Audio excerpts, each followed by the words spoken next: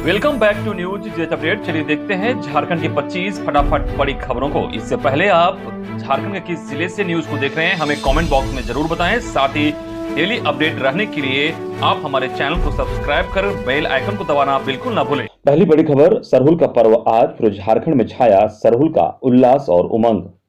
2 साल बाद सरहुल पर सोमवार को शोभा यात्रा निकाली जाएगी। इससे पहले सरहुल पुरुष संध्या पर रविवार को सरना नवयुवक संघ की ओर से मोराबादी स्थित दीक्षांत मंडप में भव्य कार्यक्रम का आयोजन किया गया। इस मौके पर मांदर की थाप पर मनमोहक नृत्य प्रस्तुत करती युवतियां नजर आई। वहीं राज्यपाल रमेश बैस और मुख्यमंत्री हेमंत सोरेन ने प्रकृति पर्व सरहुल पर समस्त झारखंड वासियों को हार्दिक शुभकामनाएं एवं जोहार दी है। अगली खबर, लू से अभी 2 दिन राहत के आसार नहीं। गढ़वा व पलामू समेत झारखंड के उत्तर पश्चिमी भाग में रविवार को भी लू का प्रकोप जारी रहा। लोग दिन भर लू के थपेड़ों से झुलसते रहे। इसमें अभी अगले 2 दिन राहत के आसार नहीं है। इतना ही नहीं, पलामू समेत कई जिलों में अधिकतम तापमान सामान्य से करीब 5 डिग्री तक ज्यादा रहा। मौसम विभाग के अनुसार पलामू प्रमंडल के मेदिनीनगर और गढ़वा के अलावा जमशेदपुर और चाईबासा में भी दिन में लू का प्रकोप जारी रहा। इन इलाकों में 4 और 5 अप्रैल को भी लू के आसार हैं। मौसम वैज्ञानिक एससी मंडल के अनुसार रविवार को मेदिनीनगर के तापमान में थोड़ी कमी आई। यहां शनिवार को तापमान सामान्य से 6.1 डिग्री सेल्सियस जारी था। वह रविवार को सामान्य से 4.7 डिग्री सेल्सियस ज्यादा रहा। रांची में तापमान सामान्य से 4.4, जमशेदपुर में 3.5, चाईबासा में 3.3 डिग्री सेल्सियस ज्यादा चल रहा है। अगली खबर, भारत में इस महीने आएगी कोविड-19 की चौथी लहर। इन 2 लक्षणों पर रखें पैनी नजर। दुनिया में कोविड-19 का प्रकोप एक बार फिर से फैल रहा है और इसके पीछे डेल्टा क्रॉन वेरिएंट नहीं बल्कि ओमिक्रॉन सब वेरिएंट BA.2 को इसका कारण बताया जा रहा है। ओमिक्रॉन सब वेरिएंट के मामले बढ़ने पर भारत में भी चौथी लहर को लेकर शंकाएं पैदा हो गई है, जिसके बीच कर्नाटक के स्वास्थ्य मंत्री और IIT कानपुर ने अगस्त का समय बताया है। वहीं एक्सपर्ट ने ओमिक्रॉन सब वेरिएंट के 2 लक्षणों को मुख्य बताया है। 2 खास लक्षणों में जिसमें चक्कर आना और अत्यधिक थकान होना शामिल है। इसके अलावा कोरोना का यह वेरिएंट पेट और आंतों पर ज्यादा असर करता है, जिसके कारण उल्टी, पेट दर्द, सीने में जलन, भूख न लगना, पीठ दर्द, दस्त, आंत में सूजन जैसे लक्षण देख सकते हैं। वहीं कोरोना के निम्नलिखित सामान्य लक्षणों पर भी ध्यान रखने की जरूरत है, जैसे सांस फूलना, बुखार, शरीर में दर्द, गले में खराश, स्वाद का जाना, खांसी, सिर दर्द आदि। अगली खबर, बेरमो के कसमार प्रखंड के बगियारी स्थित मंगल चंडी परिसर में रविवार को झारखंडी भाषा संघर्ष समिति के द्वारा खतियानी महाजुरान कार्यक्रम का आयोजन किया गया। कार्यक्रम में काफी संख्या में कसमार समेत आसपास के प्रखंडों के लोग जुटे। उसमें महिलाओं की संख्या भी अच्छी खासी थी। कार्यक्रम को संबोधित करते हुए तीर्थनाथ आकाश ने कहा कि जिस तरह झारखंड के आदिवासियों, मूलवासियों ने लड़कर अलग झारखंड राज्य का निर्माण किया है, उसी तरह 1932 का खतियान भी लड़कर लेंगे, चाहे इसके लिए हमें कोई भी लड़ाई लड़नी पड़े, कोई भी कुर्बानी क्यों ना देनी पड़े। अगली खबर, खदान की परिभाषा में ऑफिस या स्टाफ के उपयोग के भूखंड भी शामिल। सुप्रीम कोर्ट ने हाई कोर्ट का आदेश किया रद्द। सुप्रीम कोर्ट ने अपने एक फैसले में कहा है कि कोल माइन नेशनलाइजेशन एक्ट 1973 में दी गई खदान की परिभाषा बहुत व्यापक है। इस परिभाषा में वे जमीनें और इमारतें भी शामिल हैं जो केवल प्रबंधन, बिक्री, संपर्क कार्यालय या अधिकारियों अथवा स्टाफ के रहने के लिए प्रयोग हो रही हैं। कानून की धारा 2 को धारा 3 के साथ मिलाकर पढ़ा जाए तो कानून की फोकस संपत्ति पर ना है इस पर कि उस संपत्ति का मालिक कौन है। सुप्रीम कोर्ट ने भारत कोकिंग कोल लिमिटेड की अपील स्वीकार करते हुए हाई कोर्ट का आदेश रद्द कर दिया है। सुप्रीम कोर्ट ने धनबाद में कोयला खदान की जमीन खाली करने का आदेश दिया है। इतना ही नहीं, समरी प्रोसीडिंग में सरकारी जमीन से अवैध कब्जा हटाने की हो सकने वाली कार्रवाई में 38 साल तक चली मैराथन मुकदमेबाजी का भी कोर्ट ने निराशा जताई। अगली खबर, राज ठाकरे की मुसलमानों को खुली नहीं तो मस्जिदों के सामने बजाएंगे हनुमान चालीसा। महाराष्ट्र नवनिर्माण सेना के प्रमुख राज ठाकरे ने महाराष्ट्र में मस्जिदों से लाउड स्पीकर शीघ्र हटा लेने की चेतावनी दी है। ऐसा नहीं करने पर मस्जिदों के सामने हनुमान चालीसा का पाठ शुरू करने की धमकी दी है। राज ठाकरे ने कहा है कि मैं नमाज के खिलाफ नहीं हूं, लेकिन सरकार को मस्जिद के लाउड स्पीकर हटाने पर फैसला लेना चाहिए। मैं अभी चेतावनी दे रहा हूं, लाउड स्पीकर हटाओ वरना मस्जिद के ठीक सामने लाउड स्पीकर लगाकर हनुमान चालीसा बजाएंगे। मनसे प्रमुख के इस बयान पर झारखंड के मुसलमानों ने तीखी प्रतिक्रिया व्यक्त की है। मुसलमानों ने राज ठाकरे के बयान को देश में सांप्रदायिक उन्माद फैलाने वाला बताया है। कहा कि मनसे प्रमुख की भाषा समाज में नफरत फैलाने वाली है, उनके खिलाफ कानूनी कार्रवाई की जानी चाहिए। अगली खबर, लोबिन हेम्ब्रम ने किया हेमंत सोरेन को ओपन चैलेंज, सरकार हिलाकर रख देंगे। झारखंड में 1932 खतियान को आधार बनाते हुए स्थानीय नीति लागू करने और शराबबंदी की मांग कर रहे झामुमो विधायक लोबिन हेम्ब्रम के तेवर तल्ख होते जा रहे हैं। उनकी बागी रवैये ने झामुमो की नींद हराम कर दी है, हेमंत सोरेन की सरकार को असहज कर दिया है। लोबिन हेम्ब्रम हाथ में झामुमो अध्यक्ष की तस्वीर लेकर झारखंड के गांवों में घूम रहे हैं, रैली कर रहे हैं और लोगों को अपनी मांगों पर गोलबंद कर रहे हैं। उधर झामुमो के दिग्गज नेता स्टीफन मरांडी को सफाई देनी पड़ रही है कि दिसोम गुरु शिबू सोरेन लोबिन हेम्ब्रम को ऐसी कोई गतिविधि चलाने की इजाजत नहीं दी है। अपने ही नेताओं की बयानबाजी के कारण झामुमो कार्यकर्ता असमंजस में है। वह समझ नहीं पा रहे हैं कि स्टीफन मरांडी सच बोल रहे हैं या विधायक लोबिन हेम्ब्रम, क्योंकि दोनों ही पार्टी के पुराने नेता हैं। अगली खबर, जेल में बंद आदिवासियों और गरीबों की रिहाई के लिए गठित हो आयोग, भाकपा माले की केंद्रीय कमेटी में निर्णय। रांची प्रेस क्लब सभागार में 2 अप्रैल से जारी भाकपा माले की केंद्रीय कमेटी की बैठक के दूसरे दिन रविवार को कई अहम प्रस्तावों पर चर्चा हुई। पार्टी बोलित ब्यूरो सदस्य कामरेड कविता कृष्णन, केंद्रीय कमेटी सदस्य कामरेड गीता मंडल और लिप्टन रोजारियो ने संयुक्त प्रेस वार्ता में इन प्रस्तावों की जानकारी दी। कविता कृष्णन ने कहा कि वर्तमान केंद्र सरकार की सोची समझी नीति के तहत देश में नागरिकों के लोकतांत्रिक अधिकारों और संविधान के हमले तेज हुए हैं। विशेषकर समाज के कमजोर तबकों के साथ साथ महिलाओं की भलाई के नाम पर उनकी आज़ादी और शिक्षा जैसे बुनियादी अधिकारों को कुचला जा रहा है। कर्नाटक से शुरू किए गए हिजाब पर रोक के बहाने नए सिरे से मुसलमान विरोधी उन्मादी ध्रुवीकरण देश में फैलाया जा रहा है। अगली खबर, 10 अप्रैल तक जारी हो सकती है पंचायत चुनाव की अधिसूचना। मई में 4 चरणों में झारखंड में होगा पंचायत चुनाव। झारखंड पंचायत चुनाव मई जून में होना तय है। पंचायती राज विभाग तथा राज्य निर्वाचन आयोग की अब तक की तैयारी के अनुसार पंचायत चुनाव विभिन्न जिलों में से 1 से 4 चरणों में होगा। चारों चरणों का मतदान मई में ही पूरा होगा, तब जून माह में परिणाम जारी होगा। किसी भी जिला में अधिकतम 4 चरणों में चुनाव होगा। यह मतदाताओं की संख्या, मतदान केंद्रों की संवेदनशीलता तथा उपलब्ध सुरक्षा बलों के आधार पर तय किया गया है। पंचायती राज विभाग द्वारा 1-2 दिनों में पंचायत चुनाव को लेकर फाइल मुख्य सचिव के माध्यम से राज्यपाल की स्वीकृति के लिए राजभवन भेजी जाएगी। पंचायत चुनाव पर राज्यपाल की स्वीकृति मिलते ही इसकी घोषणा कर दी जाएगी। बताया जाता है कि 10 अप्रैल से पहले पंचायत चुनाव की घोषणा हो जाएगी। वहीं राज्य निर्वाचन आयोग ने स्वतंत्र चुनाव चिन्हों को लेकर भी आदेश जारी कर दिया है। प्रत्येक पदों के लिए 24-24 चुनाव चिन्ह तय किए गए हैं, जबकि इतने ही चुनाव चिन्ह सुरक्षित रखे गए हैं।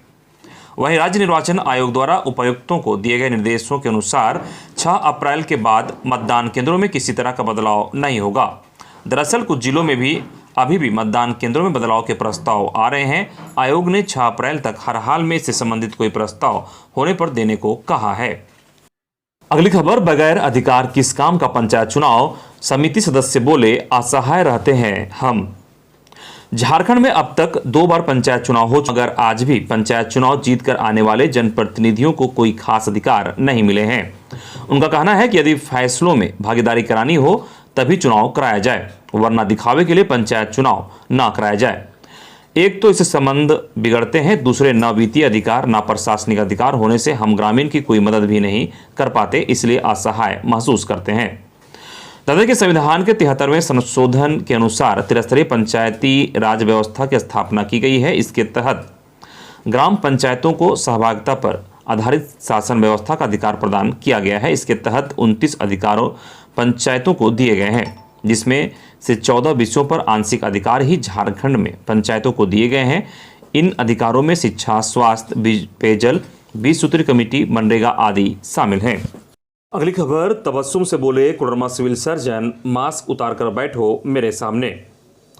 कोडरमा सदर अस्पताल की मैनेजर तबस्सुम नाज ने civil surgeon doctor DP Saxena पर कई गंभीर आरोप लगाए हैं। मैनेजर तबस्सुम नाज ने सिविल सर्जन पर प्रताड़ित करने का आरोप लगाते हुए खुदकुशी की धमकी दी है। तबस्सुम नाज ने कहा कि उसे ना तो कहीं और काम करने की इजाज़त दी जा रही है और ना सदर अस्पताल में अच्छे से काम करने का मौका दिया जा रहा है। तबस्सुम नाज के सभी आरोपों से सिविल सर्जन ने इनकार किया है। तबस्सुम नाज ने कहा कि एक्सपीरियंस सर्टिफिकेट के नाम पर उन्हें सिविल सर्जन डीपी सक्सेना लगातार दौड़ा रहे हैं और मास्क उतारकर अपने कैबिन में बैठने के लिए दबाव डाल रहे हैं। वहीं इस पूरे मामले पर civil surgeon doctor DP Saxena ने सभी आरोपों को बेबुनियाद बताया है और कहा कि वो पिछले 6 महीने से उनकी मुलाकात तबस्सुम नाज से हुई ही नहीं है। उन्होंने कहा कि तबस्सुम नाज के एक्सपीरियंस सर्टिफिकेट के लिए अधूरा आवेदन प्राप्त हुआ है जो उन्हें लौटा दिया है। उन्होंने कहा कि तबस्सुम नाज ना तो अस्पताल में ठीक से कार्य करती है और ना ही जरूरी बैठकों में शामिल होती हैं। अगली खबर, सेवा समाप्त करने से नाराज पोषण सखियों ने बनाई आंदोलन की रणनीति। खबर के अनुसार कोडरमा की है, जहां राज्य के 6 जिलों में नियुक्त की गई पोषण सखी की सेवा 1 अप्रैल से समाप्त करने से पोषण सखियों में आक्रोश नजर आ रहा है। पोषण सखी संघ ने रविवार को जयनगर प्रखंड मुख्यालय में बैठक की। संघ के अध्यक्ष लीना कुमारी ने कहा कि वर्ष 2016 में पोषण सखी की बहाली की गई थी। उनसे आंगनबाड़ी सेविका की तरह ही काम लिया जाता रहा है, वहीं उन्हें अचानक हटा दिया गया। उन्होंने कहा कि जरूरत पड़ेगी तो वे कोर्ट भी जाएंगी। सचिव नीतू कुमारी ने कहा कि चंदवाड़ा और जयनगर में मिलाकर 140 पोषण सखी हैं। उन्होंने कहा कि बीते 23 फरवरी रांची में आयोजित अनिश्चितकालीन भूख हड़ताल को मंत्री जगन्नाथ महतो ने 24 मार्च को आश्वासन देकर समाप्त करा दिया था। ठीक उसी दिन पोषण सखियों को हटाने का पत्र जारी किया गया। निर्णय लिया गया कि 5 अप्रैल को संध्या 6 बजे मुख्यमंत्री हेमंत सोरेन तथा शिक्षा मंत्री जगन्नाथ महतो का पुतला दहन किया जाएगा। वहीं 6 अप्रैल को विभिन्न आंगनबाड़ी केंद्रों में 1 दिन के लिए ताला जड़ दिया जाएगा। 7 अप्रैल को पेठिया बागी बाजार से सैकड़ों की संख्या में पोषण सखी रैली निकालेगी तथा प्रखंड मुख्यालय पर प्रदर्शन के साथ तालाबंदी करेगी। अगली खबर, 12वीं जूनियर राष्ट्रीय महिला हॉकी चैंपियनशिप में झारखंड को रजत पदक। आंध्र प्रदेश के काकीनाडा में आयोजित 12वीं हॉकी इंडिया राष्ट्रीय जूनियर महिला हॉकी चैंपियनशिप 2022 में झारखंड हॉकी की टीम फाइनल मैच में उप विजेता बनी। मैच में हॉकी हरियाणा से वह 3-0 गोल से पराजित होकर दूसरे नंबर पर रही। झारखंड को रजत पदक से संतोष करना पड़ा। झारखंड की टीम विगत 1 दशक से हर वर्ष पदक जीत रही है। 2022 में रजत, 2021 में रजत, 2019 में स्वर्ण, 2018 में स्वर्ण, 2017 में कांस्य, 2016 में कांस्य, 2015 में रजत, 2014 में कांस्य और 2013 में कांस्य पदक का विजेता बनी। अगली खबर, राजनीति में संख्या के बल पर हिस्सेदारी चाहती है कुशवाहा महासभा। धनबाद के पॉलिटेक्निक रोड स्थित विवाह भवन में 3 अप्रैल रविवार को झारखंड कुशवाहा महासभा का जिला सम्मेलन हुआ। सम्मेलन में मुख्य अतिथि महासभा के प्रदेश अध्यक्ष हाकिम प्रसाद महतो, उद्घाटनकर्ता धनबाद एसएसपी संजीव कुमार, झारखंड कुशवाहा महासभा के प्रदेश कार्य समिति सदस्य रविंद्र वर्मा सहित भारी संख्या में समाज के लोग उपस्थित हुए। वहीं रविंद्र वर्मा ने कहा कि कुशवाहा समाज को संगठित और शिक्षित बनाने का उद्देश्य से आज यह सम्मेलन किया गया है।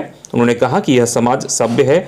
हम कृषक वर्ग के लोग हैं जो देश की जनता का पेट भरने का काम करते हैं। उन्होंने कहा कि राजनीति में हमारी हिस्सेदारी की संख्या के बल पर होनी चाहिए। इन्हीं सब मुद्दों पर इस सम्मेलन में मंथन होगा और कुछ प्रस्ताव भी पारित किए जाएंगे।